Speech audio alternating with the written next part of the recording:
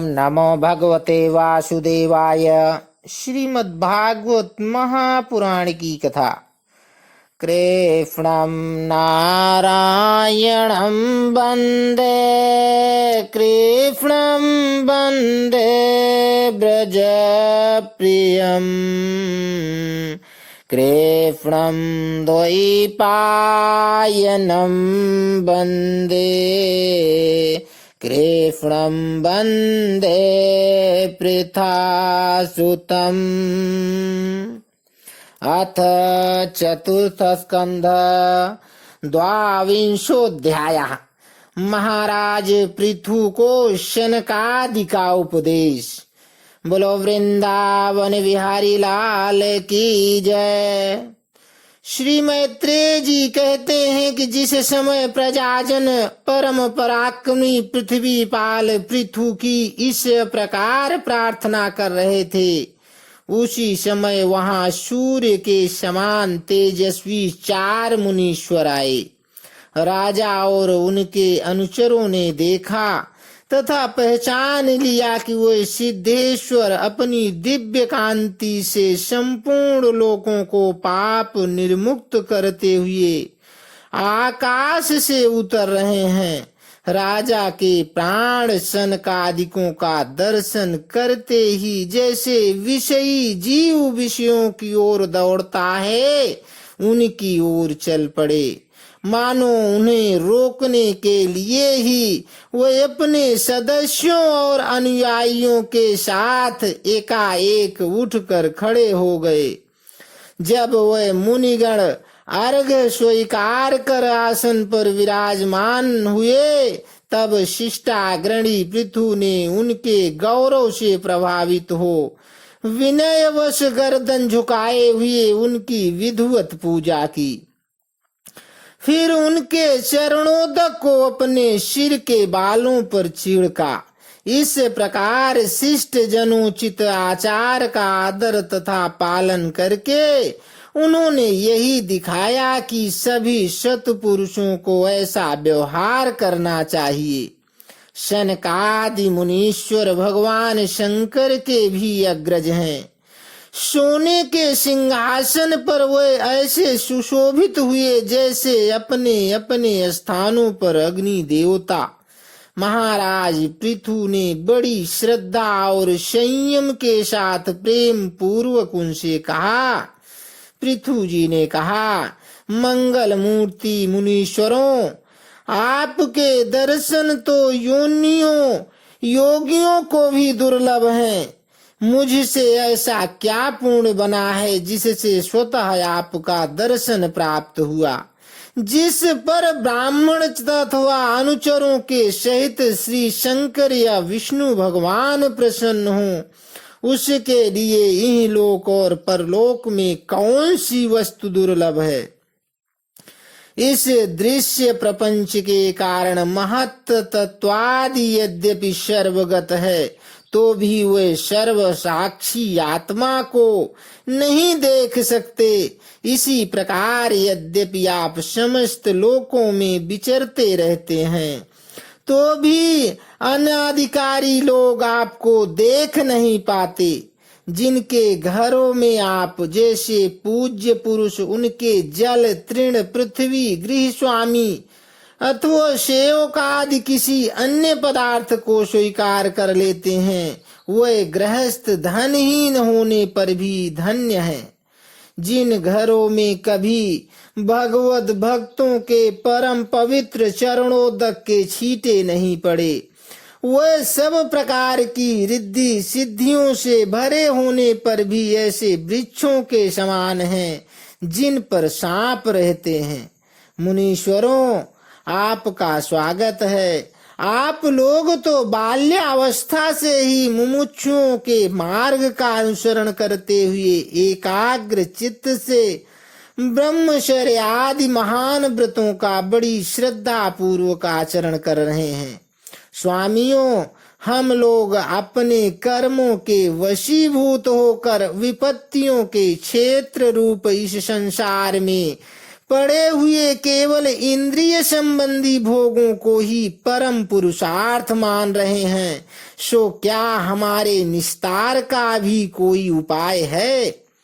आप लोगों से कुशल प्रश्न करना उचित नहीं है, क्योंकि आप निरंतर आत्मा में ही रमण करते हैं।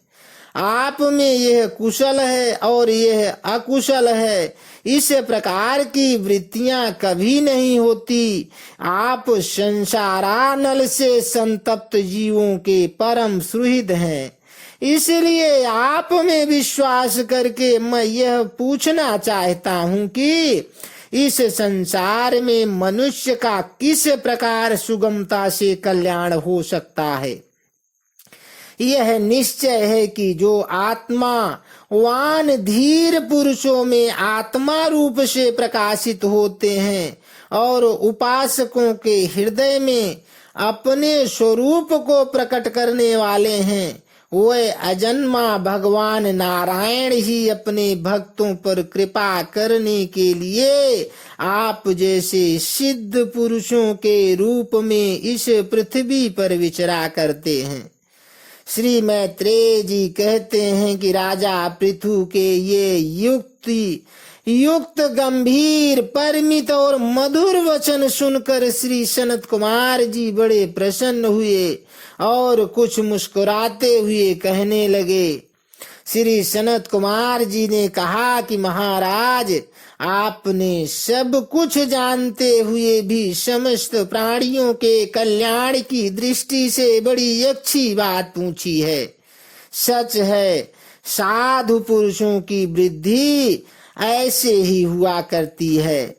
सत्पुरुषों का समागम श्रोता और वक्ता दोनों ही अभिमत होता है, क्योंकि उनके प्रश्नोत्तर सभी का कल्याण करते हैं। राजन, श्री मधुसूदन भगवान के चरण कमलों के गुणानुवाद में अवश्य ही आपकी अविचल प्रीति है। हर किसी को इसका प्राप्त होना बहुत कठिन है, और प्राप्त हो जाने पर यह हृदय के भीतर रहने वाले उस वासना रूप मल को सर्वथा नष्ट कर देती है, जो और किसी उपाय से जल्दी नहीं छूटता। शास्त्र जीवों के कल्याण के लिए भली भांति विचार करने वाले हैं। उनमें आत्मा से भिन्न देहादि के प्रति वैराग्य तथा अपने आत्म स्वरूप निर्गुण ब्रह्म में सुदृढ़ अनुराग होना, यही कल्याण का साधन निश्चित किया गया है। शास्त्रों का यह भी कहना है कि गुरु और शास्त्र के वचनों में विश्वास रखने से, भागवत धर्मों का आचरण करने से, तत्व जिज्ञासा से, ज्ञान योग की निष्ठा से, योगेश्वर श्री हरि की उपासना से, नित्य प्रति पूर्ण कृति श्री भगवान की पावन कथाओं को सुनने से, जो लोग धन और इंद्रियों के भोगों में ही रत हैं, उनकी गोष्ठी में प्रेम न रखने से, उन्हें प्रिय लगने वाले पदार्थों का आसक्ति पूर्वक संग्रह न करने से, भगवत गुणामृत पान करने के सिवा अन्य समय आत्मा में ही संतुष्ट रहते हुए एकांत सेवन में प्रेम रखने से, किसी भी जीव को कष्ट न देने से, निवृत्त निष्ठा से, आत्महित का अनुसंधान करते रहने से, श्री हरि के पवित्र चरित्र रूप श्रेष्ठ अमृत का आस्वादन करने से, निष्काम भाव से यम नियमों का पालन करने से, कभी किसी की निंदा न करने से, योग क्षेम के लिए प्रयत्न न करने से, शीतोष्णादि द्वंद्वों को सहन करने से, भक्त जनों के कानों को सुख देने वाले श्री हरि के गुणों का बार बार वर्णन करने से, और बढ़ते हुए भक्ति भाव से मनुष्य का कार्य कारण रूप संपूर्ण जड़ प्रपंच से वैराग्य हो जाता है और आत्म स्वरूप निर्गुण पर ब्रह्म में अनायास ही उसकी प्रीति हो जाती है। पर ब्रह्मा में सुदृढ़ हो जाने पर पुरुष सद्गुरु की शरण लेता है। फिर ज्ञान और वैराग्य के प्रबल वेग के कारण वासना शून्य हुए अपने अविद्यादि 5 प्रकार के क्लेशों से युक्त अहंकारात्मक अपने लिंग शरीर को वह उसी प्रकार भस्म कर देता है जैसे अग्नि लकड़ी से प्रकट होकर फिर उसी को जला डालती है। इस प्रकार लिंग देह का नाश हो जाने पर वह उसके कर्तृत्वादि सभी गुणों से मुक्त हो जाता है। फिर तो जैसे स्वप्नावस्था में तरह तरह के पदार्थ देखने पर भी उससे जग पड़ने पर उनमें से कोई चीज दिखाई नहीं देती, उसी प्रकार वह पुरुष शरीर के बाहर दिखाई देने वाले घट पटादि और भीतर अनुभव होने वाले सुख दुखादि को भी नहीं देखता। इस स्थिति के प्राप्त होने से पहले ये पदार्थ ही जीवात्मा और परमात्मा के बीच में रहकर उनका भेद कर रहे थे। जब तक अंतःकरण रूप उपाधि रहती है तभी तक पुरुष को जीवात्मा इंद्रियों के विषय और इन दोनों का संबंध कराने वाले अहंकार का अनुभव होता है। इसके बाद नहीं। बाह्य जगत में भी देखा जाता है कि जल दर्पण आदि निमित्तों के रहने पर ही अपने बिंब और प्रतिबिंब का भेद दिखाई देता है, अन्य समय नहीं। जो लोग विषय चिंतन में लगे रहते हैं उनकी इंद्रियां विषयों में फंस जाती हैं तथा मन को भी उसी ओर खींच ले जाती हैं। फिर तो जैसे जलाशय के तीर पर उगे हुए कुश आदि अपनी जड़ों से उसका जल खींचते रहते हैं, उसी प्रकार वह इंद्रियासक्त मन बुद्धि की विचार शक्ति को क्रमशः हर लेता है। विचार शक्ति के नष्ट हो जाने पर पूर्वापर की स्मृति जाती रहती है और स्मृति का नाश हो जाने पर ज्ञान नहीं रहता। इस ज्ञान के नाश को ही पंडित जन अपने आप अपना नाश करना कहते हैं, जिसके उद्देश्य से अन्य सब पदार्थों में प्रियता का बोध होता है। उस आत्मा का अपने द्वारा ही नाश हो जाने से जो स्वार्थ हानि होती है उससे बढ़कर लोक में जीव की कोई हानि नहीं है। धन और इंद्रियों के विषयों का चिंतन करना मनुष्यों के सभी पुरुषार्थों का नाश करने वाला है, क्योंकि इनकी चिंता से वह ज्ञान और विज्ञान से भ्रष्ट होकर वृक्षादि यथावर योनियों में जन्म पाता है। इसलिए जिसे अज्ञानांधकार से पार होने की इच्छा हो उस पुरुषों को विषयों में आसक्ति कभी नहीं करनी चाहिए, क्योंकि यह धर्म अर्थ काम और मोक्ष की प्राप्ति में बड़ी बाधक है। इन 4 पुरुषार्थों में भी सबसे श्रेष्ठ मोक्ष ही माना जाता है, क्योंकि अन्य 3 पुरुषार्थों में सर्वदा काल का भय लगा रहता है। प्रकृति में गुण क्षोभ होने के बाद जितने भी उत्तम और अधम भाव प्रकट हुए हैं उनमें कुशल से रह सके ऐसा कोई भी नहीं है।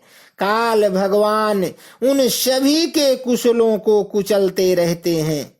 अतः राजन, जो भगवान देह इंद्रिय प्राण बुद्धि और अहंकार से आवृत सभी स्थावर जंगम प्राणियों के हृदयों में जीव के नियामक अंतर्यामी आत्मा रूप से सर्वत्र साक्षात प्रकाशित हो रहे हैं, उन्हें तुम वह मैं ही हूँ ऐसा जानो।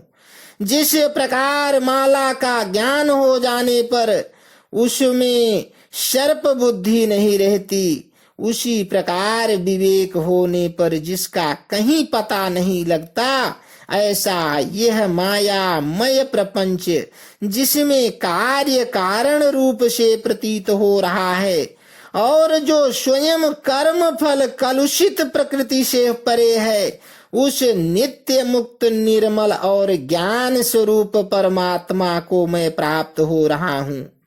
संत महात्मा जिनके चरण कमलों के अंगुली दल की छिटकती हुई छटा का स्मरण करके अहंकार रूप हृदय ग्रंथि को, जो कर्मों से गठित है, इस प्रकार छिन्न भिन्न कर डालते हैं कि समस्त इंद्रियों का प्रत्याहार करके अपने अंतःकरण को निर्विषय करने वाले सन्यासी भी वैसा नहीं कर पाते। तुम उन सर्वाश्रय भगवान वासुदेव का भजन करो।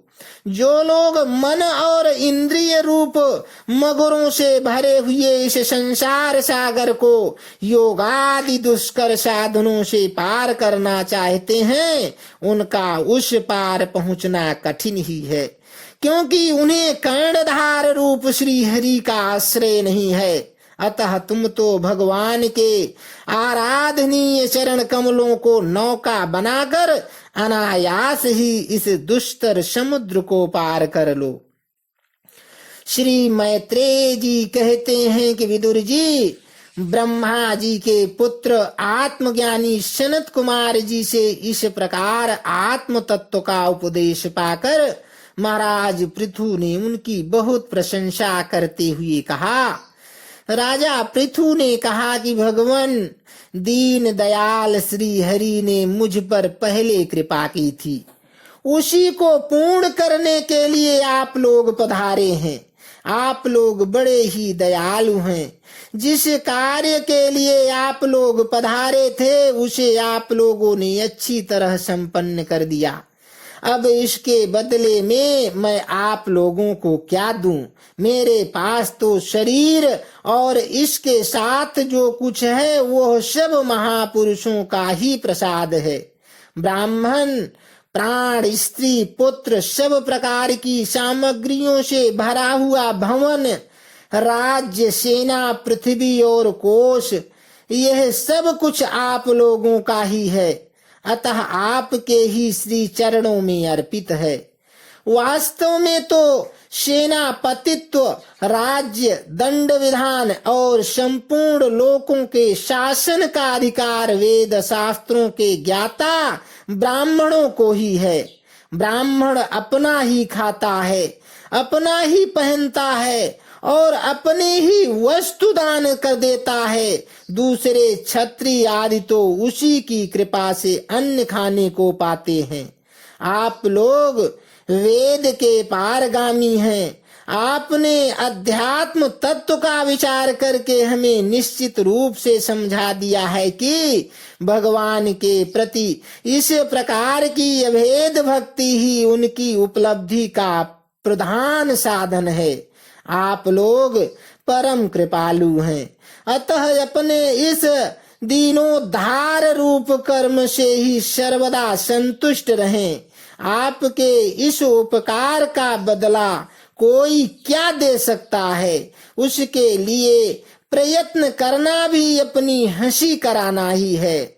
श्री मैत्रेय जी कहते हैं कि विदुर जी, फिर आदिराज पृथु ने आत्मज्ञानियों में श्रेष्ठ शनकादि की पूजा की और वे उनके शील की प्रशंसा करते हुए सब लोगों के सामने ही आकाश मार्ग से चले गए। महात्माओं में अग्रगण्य महाराज पृथु उनसे आत्मोपदेश पाकर चित्त की एकाग्रता में आत्मा में ही स्थित रहने के कारण अपने को कृत्य सा अनुभव करने लगे। वे ब्रह्मार्पण बुद्धि से स्थान, शक्ति, न्याय और धन के अनुसार सभी कर्म करते थे। इस प्रकार एकाग्र चित्त से समस्त कर्मों का फल परमात्मा को अर्पण करके आत्मा को कर्मों का साक्षी एवं प्रकृति से अतीत देखने के कारण वे सर्वथा निर्लिप्त रहे।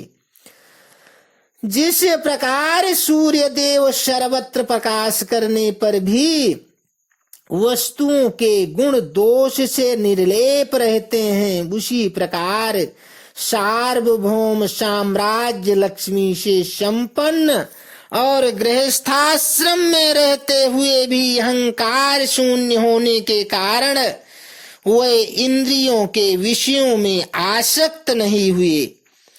इस प्रकार आत्मनिष्ठा में स्थित होकर भी सभी कर्तव्य कर्मों का यथोचित रीति से अनुष्ठान करते हुए उन्होंने अपनी भार्या अर्ची के गर्भ से अपने अनुरूप 5 पुत्र उत्पन्न किए। उनके नाम विदिताश्व, धूम्रकेश, हर्यक्ष, द्रविड़ और वृक थे। महाराज पृथु भगवान के अंश थे। वे समय समय पर जब जब आवश्यक होता था जगत के प्राणियों की रक्षा के लिए अकेले ही समस्त लोकपालों के गुण धारण कर लिया करते थे।